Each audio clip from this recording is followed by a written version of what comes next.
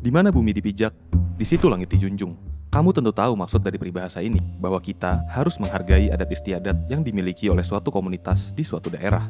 Peribahasa ini tampaknya jadi salah satu semangat dalam merancang kitab undang-undang hukum pidana yang sempat diprotes banyak kalangan pada akhir 2019 lalu.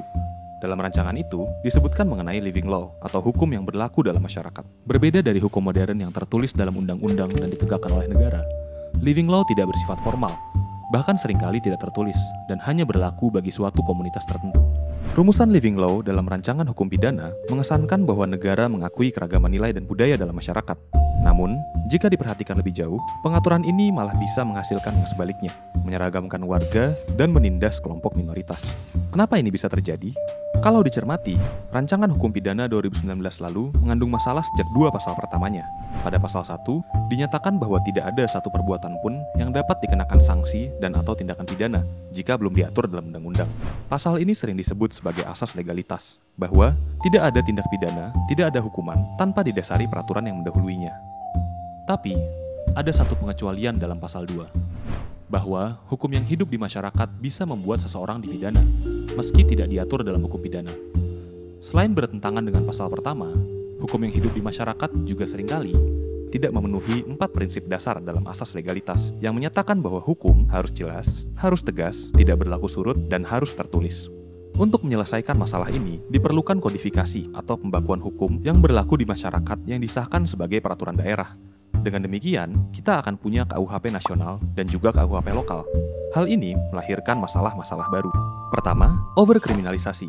Rancangan KUHP tahun 2018 saja memiliki 1.251 tindakan pidana. 95% diantaranya diancam hukuman penjara. Angka ini akan jauh membengkak jika ditambah dengan KUHP lokal. Hal ini juga akan membingungkan jika kita hendak memasuki suatu daerah, karena kita harus mempelajari KUHP lokal yang berbeda-beda agar tidak melanggar aturan dan masuk penjara. Kedua, hukum yang berlaku di masyarakat memiliki makna yang terlalu luas. Indonesia adalah negara yang majemuk. Jangankan di tingkat provinsi, pada level kota atau kabupaten saja, seringkali memiliki budaya dan nilai yang beragam. Penggunaan hukum yang berlaku di masyarakat akan menimbulkan pertanyaan baru. Masyarakat yang mana? Jawaban yang sering muncul adalah jawaban bermasalah, kelompok masyarakat yang dominan. Dalam praktiknya, definisi ini bisa menghasilkan masalah ketiga, melegalkan persekusi dan diskriminasi. Kamu mungkin ingat Slamet Jumiarto. Pada 2019, Slamet diusir dari sebuah desa karena ada hukum yang berlaku di masyarakat yang melarang orang non-muslim untuk tinggal di desa itu. Praktik semacam ini bisa menjadi sah secara hukum dan memperparah kondisi yang sudah ada. Dalam catatan Komnas Perempuan, sepanjang 2010 hingga 2016, terdapat 421 kebijakan daerah diskriminatif di Indonesia. 56% diantaranya diarahkan terhadap perempuan, baik itu kontrol terhadap busana, pemisahan ruang publik, hingga pembatasan waktu dan gerak perempuan. Living law memang banyak dikaji dan diterapkan dalam hukum kontemporer dunia. Dalam praktik global, living law diterapkan untuk dua hal, yakni pelindungan terhadap masyarakat adat dan penerapan sistem pidana alternatif. Rumusan living law dalam rancangan hukum pidana Indonesia justru bertentangan dari tujuan ini. Sedikit konteks, sistem hukum modern seringkali tidak ramah atau bahkan menghancurkan nilai serta cara hidup masyarakat adat. Ketika pemerintah kolonial Belanda berkuasa, sistem hukum Belanda ikut masuk dan menyingkirkan berbagai hukum adat di Nusantara. Setelah merdeka pun, Indonesia masih memakai sistem pidana kolonial yang meminggirkan hukum dan masyarakat adat. Kondisi serupa juga terjadi di wilayah bekas jajahan lain, seperti Kanada, Amerika, atau Afrika. Perbedaannya adalah mereka mendefinisikan living law dengan lebih sempit ketimbang Indonesia. Ia adalah hukum yang hidup dalam masyarakat adat atau hukum masyarakat adat. Pengakuan terhadap hukum adat ini berarti bahwa negara menjamin masyarakat adat agar bisa mempertahankan dan mengembangkan cara hidupnya. Pada 1982 misalnya, Kanada mengeluarkan putusan konstitusi yang mengakui hak masyarakat aborigin, termasuk klaim atas tanah adat mereka.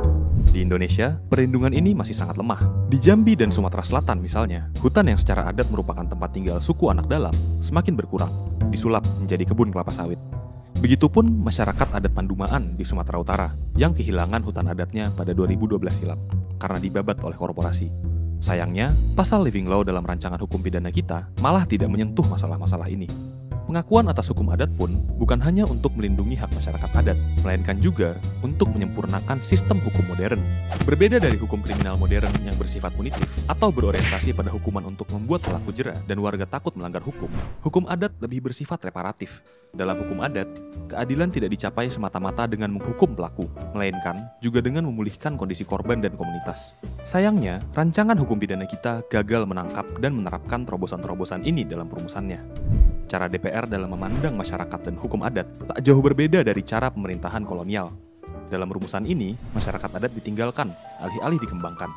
Warga dikriminalisasi, alih-alih dilindungi.